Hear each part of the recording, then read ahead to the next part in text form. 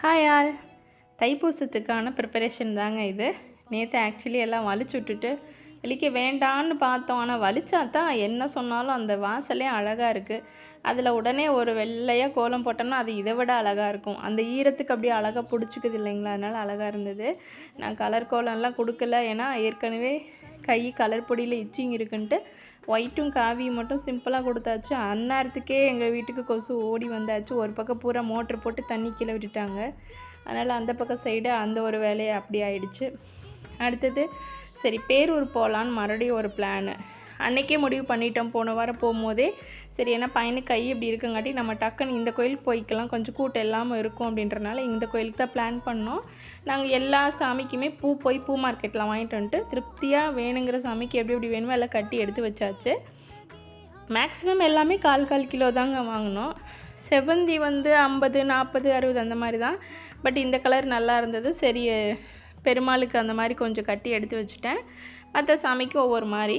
இது தேர் போடணும்னு நைட்டு ஒரே தொல்லை பண்ணி, சரி நைட்டு ஆன் ஸ்பாட்டில் ஓடி போய் சின்னதாக ஒரு தேர் போட்டு பார்த்தோம். அழகாக தான் வந்திருந்தது. இது கொஞ்சம் தேர் குண்டாக இருந்திருக்கணும்னு சொன்னாங்க. எனக்கு ஃபஸ்ட் டைம் போடுறதுனால தேர் ரொம்ப சின்னதாக குட்டியாக இருந்தது, ஆனால் அழகாக இருந்தது. அதுக்கப்புறம் காலையில் இது குளித்து ரெடி ஆயாச்சு. எல்லாம் கட்டி வச்சுருந்தது எல்லாம் துணியில், ஈர துணியில் சுற்றி வச்சுருந்தோம். ஃப்ரிட்ஜில் வச்சுருந்தா துளசி அழுகுன மாதிரி ஆகிடுன்னு சொன்னாங்க அத்தம்மா. அதனால் தண்ணியில் சுற்றி வச்சாச்சு. இப்போ காலையில் எல்லாம் போகும்போதெல்லாம் எடுத்து வைக்கணும் இல்லைங்களா, எல்லாம் மறந்துடும். அதனால் எல்லாம் ப்ரிப்பேர் பண்ணி எடுத்து வச்சிட்ருக்கேன். காலையில் ரெடியானது இப்படி தான் இருந்தது. செம்ம சூப்பராக இருந்தது. நிஜமாகவே நான் ஏற்கனவே ஒரு வீடியோவில் சொல்லியிருக்கேன், இந்த ஏர்லி மார்னிங் எந்திரிச்சா அப்படி ஒரு வைப்பில் கிளம்புறது அவ்வளோ ஒரு சூப்பராக இருந்தது. பார்க்குறக்கு அந்த பக்கம் இந்த பக்கம் ஒரே இருட்டாகவும் இருந்தது. நல்லா இருந்தது. அந்த சில்னஸான ஒரு காற்று.